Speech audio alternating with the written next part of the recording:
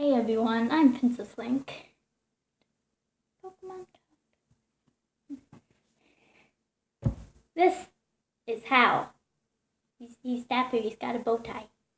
And my aunt got my aunt who lives in California, got my mom an edible arrangement, and he came with it. And I decided that he was mine, and his name is Hal. Also, I have Zelda. Yay! She's really cute. I love her. Anyway, she can kind of sit up, She just has to be leaning against something. Can't see that.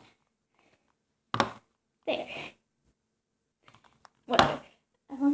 I got her in not Stonehenge, in Ocean City, New Jersey, on the boardwalk.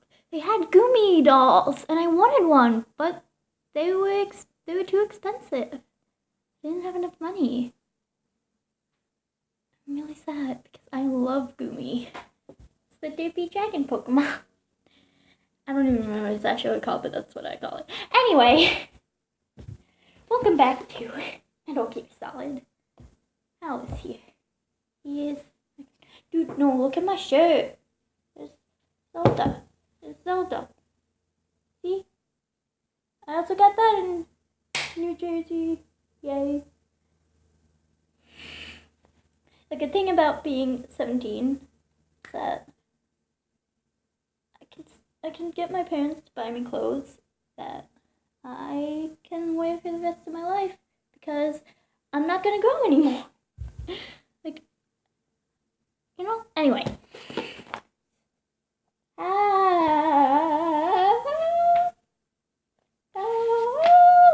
Chapter 12. Chapter 12. I want silver key. Oh, that would have been bad. My brother got this as like a party favor from a birthday party he went to a few years ago, and he gave it to me because I love Pokemon. Yay.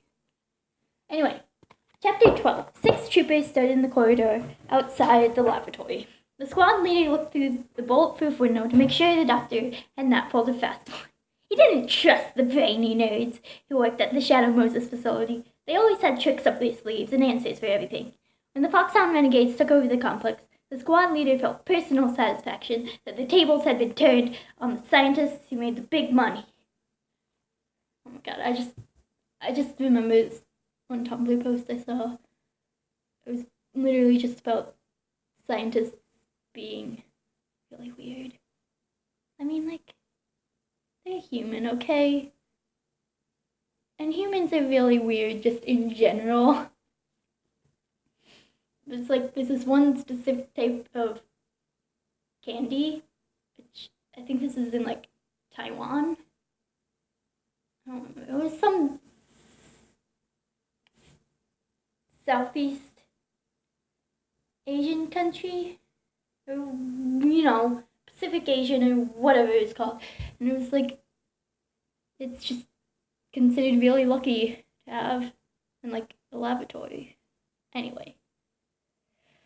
Hey, Sergeant, why are there so many of us guarding this one guy? One of the men asked. The squad leader replied, the boss wants us to take special care of the good doctor. Nothing's supposed to happen to him. The boss needs him. High priority asset. Why, I don't know. In my book, the only good otaku is a dead otaku. Stop being mean to Hal. He's a baby. He's a baby. I don't know. Hal is just a baby to me. For the record, yes, he is named up. Hal Emmerich. Because I love him. I love Hal. I want to give Hal a hug, okay? And this is the closest I can get, okay? The men laughed. One of them opened a coffee thermos and started to pour cups for everyone in the hallway. So, did the boss say why the power went out? What was that explosion? The surgeon indicated the communicator. He told us not to worry, but that we might have some company. It's probably not a good idea to have a coffee cup in your hands right now. As soon as the squad leader had said these words, the man dropped the coffee and its contents all over the floor. "You clumsy fool!" the sergeant snapped. I didn't drop it. Something knocked it out of my hand. Don't be an idiot. I saw you drop. There was a glimpse of a shadow moving across the corridor. No, not a shadow. More like a blur when one's glasses are smudged. Only this smudge had moved. Can't relate, man. I do have glasses. I just don't wear them ever. I really wanted glasses, and then I got them, and I never wear them. I got like sort of brown ones because it's that like low key lesbian cosplay. That's a whole long story. There's a whole long story behind that.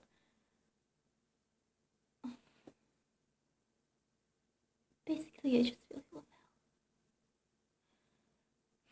What was that? What? There, look!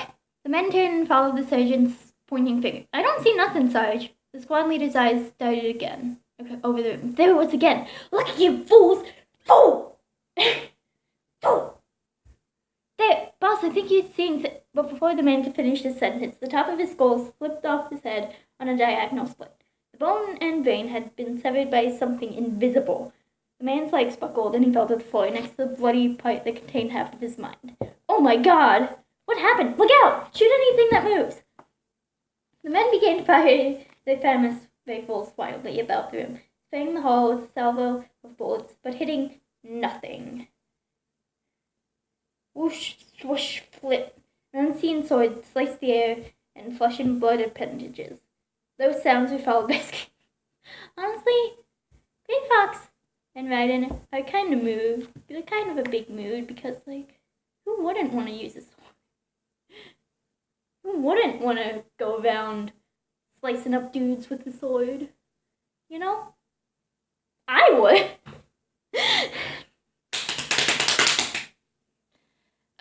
Outside the hallway, Snake heard the carnage occurring on the other side of the level 3 security door. The gunfire, the screams of agony, the noise of bodies falling to the ground. What's going on in there? Okay, side note, I actually do prefer the original version of the scene to the Twin Snakes version because it's just like creepier in the original.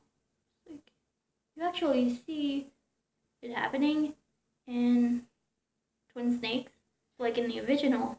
Just get there, you hear some weird noises. There's just a bunch of dead guys.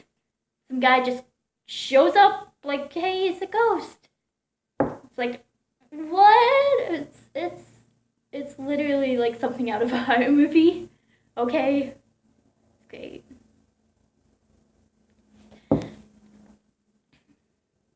He quickly swiped the card and the door opened. It was as if he had stepped into a slaughterhouse for human beings. At first, it was difficult for Snake to count just how many men had been in there, for body parts and blood were spattered all about the hallway. Snake had seen some terrible things in his lifetime, but this gruesome scene nearly made his bile rise.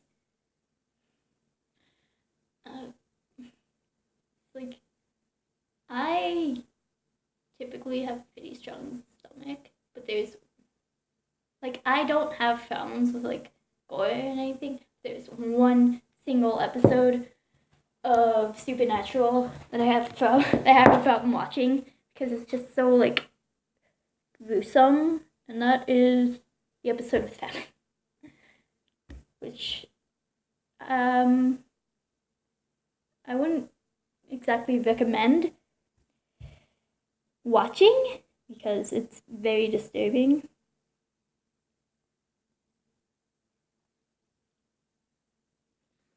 But I mean, if you want to see what I mean, then watch it, I guess. I don't give a damn. Anyway.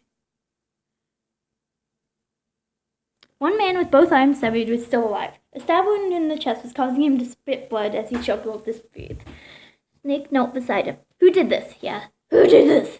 He asked. The man coughed and whispered, Ghost. It's a ghost. And he was dead. Snake stepped over the puddles of red goo and made for the lab door. He peered through the window and saw a young man wearing a white lab coat sitting on the floor, his back against the wall. He wore glasses, had long hair, was thin, and was trembling so badly that Snake thought he was about to wet his pants. Dr. Hal Emmerich was scared to death, looking up at something that wasn't there.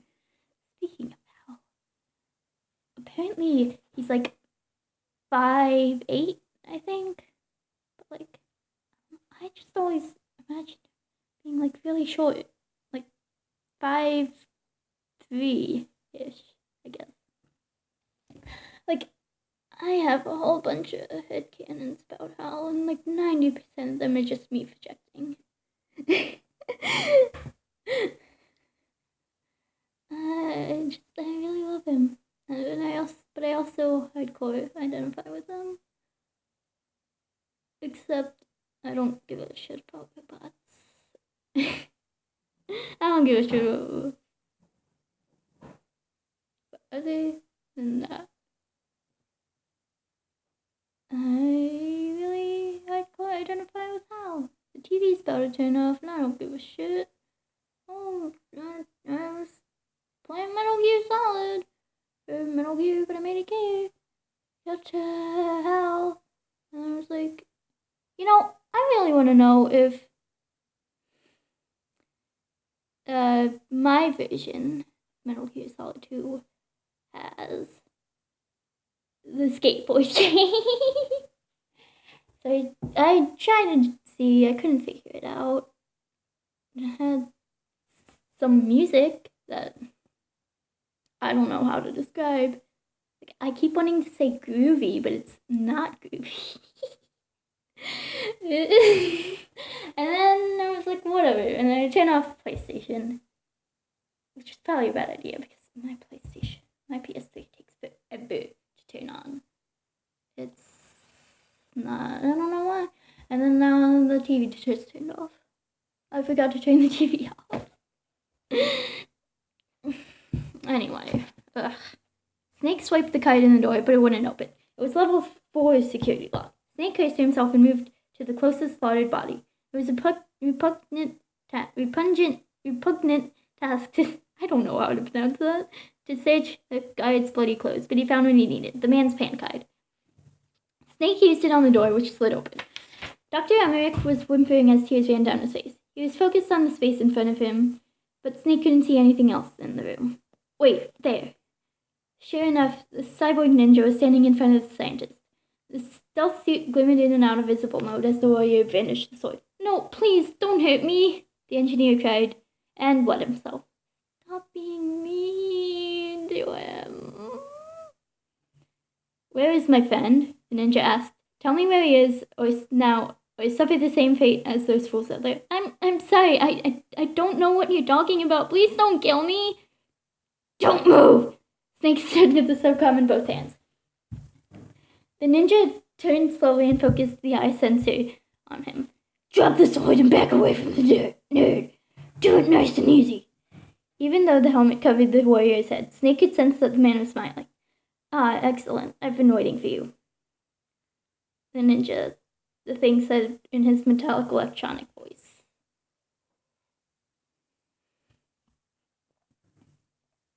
Just who the hell are you? The ninja didn't drop the sword. Instead, he held it in front of him as if he were preparing to do battle. Neither enemy nor friend. I have returned from a world where such words are meaningless. Snake squinted at the cyborg. There was definitely something familiar about him. The way he carried himself, the speech inflection. Who was he? I've removed all obstacles, the warrior said. The path is clear to me now. You and I must fight to the death. Snake was taking no chances. He squeezed the SOCOM's trigger.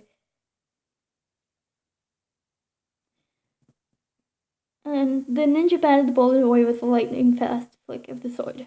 Pathetic. There was no honor in that weapon. What do you want? I've waited a long time for this day. Now I want to savor the moment.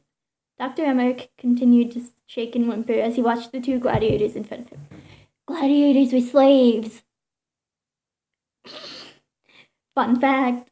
What's with these guys? It's like a scene out of one of my anime movies. It's just like one of my Japanese animes. No, my favorite part of the cutscene is when Hal is in the locker and his legs disappear. Like, excuse me, have any of you seen the entire lower half of my body? Or maybe my spine? Either one would be incredibly useful. The cyborg continued to talk in riddles. I've come from another world to do battle with you. What is this about? Snake asked. Revenge! It's nothing as trivial as revenge. A fight to the death with you. Only in that can my soul find respite.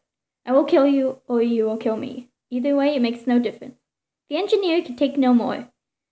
He saw an opening, got to his feet, and bolted from the room. Screaming like a madman, he ran into a sterile procedure room adjacent to the lab. He slammed the door behind him, locked it, and peered at the two fighters through a plate glass window. I love him. He's a baby.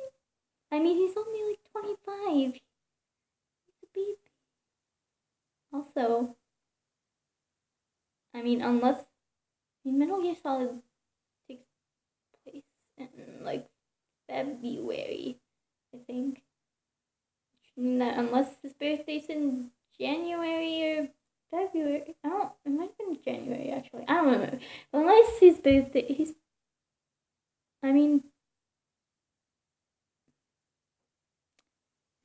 on when his birthday is, he could actually be 24 here. He's a baby. I mean, he doesn't have a canon birthday.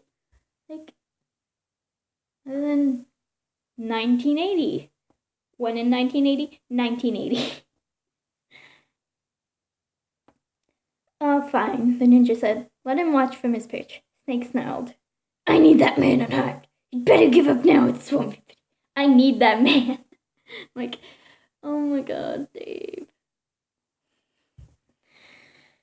Yes, the ninja hissed. That's the spirit. Make me feel it. Make me feel alive again. With that, the man in the exoskeleton moved forward and disappeared. Snake fired several rounds at the space in front of him, but only heard the swish clang of the ninja sword knocking away the bullets. The ninja materialized several feet away from where Snake thought he was. That weapon is useless against me. Haven't you learned anything? Apparently not. Snake utilized spray fire and emptied the magazine. Watching the ninja was like viewing a sped-up video in which every character moved at 10 times the normal alacrity. Not a single round touched his body. Then the ninja dropped the sword. This is futile. Let us fight as warriors, hand to hand. That is the basis of all combat.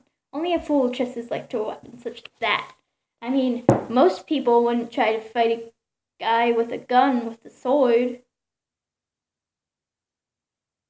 So who's the fool now? Snake took a deep breath and holstered his gun. Whatever. He assumed a fighting stance and forced himself to forget everything else. It was what Master Miller had always taught him. Concentrate on the task at hand. See the victory before you even begin. And the fight commenced. Then the fight began. Gandalf is having a fun time trying to destroy the Dark Lord. Oh my god, I'm sorry. Sometimes I just remember like a list by Lara, which is pretty bad. For the record, just in case you're wondering. Yeah. Anyway.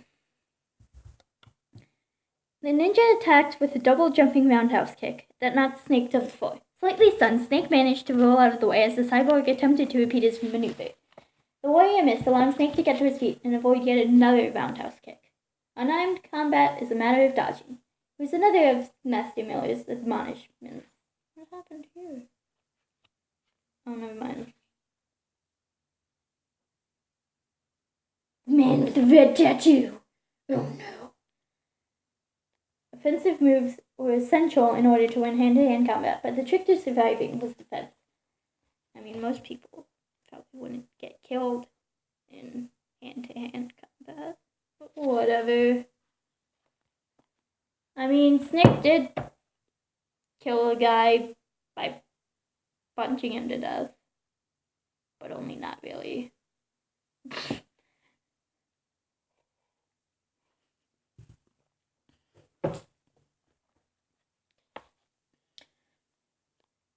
Snake let his opponent attack again so that he could watch the man's technique. Every fight relied on tried and true moves. If you could anticipate what the enemy was going to do, you could avoid the onslaught and develop a strategy to counteract it. The ninja performed the double jump again and walloped Snake. The operative crashed backwards into an electronic bank of controls, causing an eruption of spikes that lit up the room. He noticed, though, that the cyborg had paused slightly between the two jumps. Snake bounced back from the assault and beckoned the ninja to try again. This time, Snake leaped into the cyborg's personal space during the split-second pause and delivered a punch-punch-kick combination that connected hard and violently. The ninja recoiled, surprised and slightly dazed. Snake refused to let his opponent recover. He took advantage of the opening and performed his signature 1-2-3 punch-punch-kick maneuver. The cyborg sailed across the void station and smashed the computer monitor onto the floor. "Yes, the pain," the ninja cried. "I've been waiting for this pain. This guy's crazy as a loon." "No, he's just a masochist." He's the actual masochist. Okay? The cyborg rolled off the desk, landed on his feet in a crouching position, and then leaped forward like a grasshopper. He collided with Snake with tremendous force, and the two of them catapulted off the floor, defying gravity for 2 seconds. They rolled on the floor, fists flying and knees lunging. Snake pounded the ninja's helmeted face as hard as he could, ignoring the agony he felt in his knuckles. "Yes, hit me more," the ninja cried. More. I'm sorry. It's just... Why? Why, man?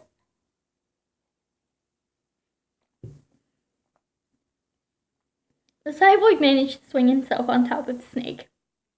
He took the opportunity to grab the warrior's arms and employ the ancient judo principle of turning an opponent's weight into an asset. Snake placed the sole of his foot against the exoskeleton's chest for leverage and flipped the man over his head. The ninja hit the wall with a crash that shook the room. Snake got to his feet and delivered double roundhouse kicks to the cyborg's head before the man could get up. The warrior was definitely stunned. But when Snake tried it a second time, the ninja grabbed his ankle, twisted it, and forced Snake to spin in midair. He landed on the floor with a thud. "I know that move, Snake. I felt it," the ninja stood. "Do you remember the feel of battle?" Snake shook his eyes away and looked up at the exoskeleton. "Do you, Snake? Do you remember me now?" And then something snapped inside the dark recesses of Snake's memory banks. The ninja stands, his speech pattern, his use of Snake's name. "No, it can't be." "You!" Snake spat. "You were killed in Zanzibar Land." The words seemed to confuse the ninja. "Killed Zanzibar Land? I don't..." Suddenly, the cyborg began to shake uncontrollably. "Let's get strong again. Do not be afraid. We'll get in." I don't understand. Fun fact, actually. So the first time I played Metal Gear, I actually ended up, during this boss fight, I ended up listening to Uncontrollable for like 20 minutes. Somehow I'm not sick of it. His suit spiked and made noises akin to an electrical discharge. The ninja screamed in pain, held his head, and fell to his knees. It's like what happened to him before. "What's happening?" Snake yelled. The ninja screamed, "The medicine!"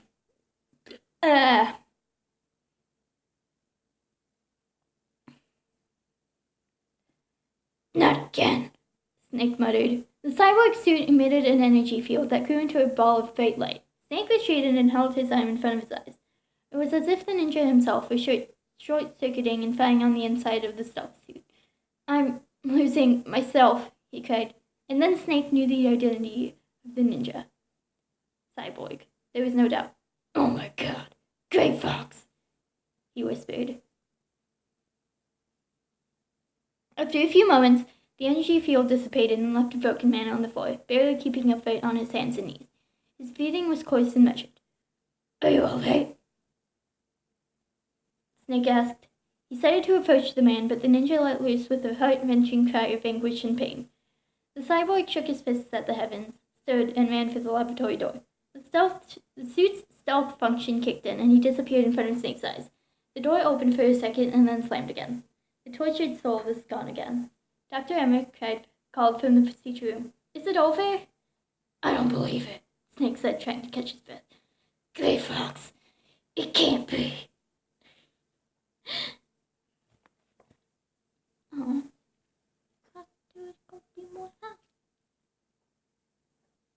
Well, she has a cute behind. Emmerich made a face. Don't be so dense.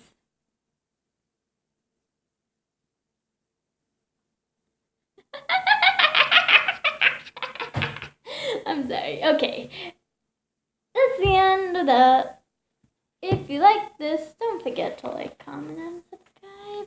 And I'll see you guys next time. Bye.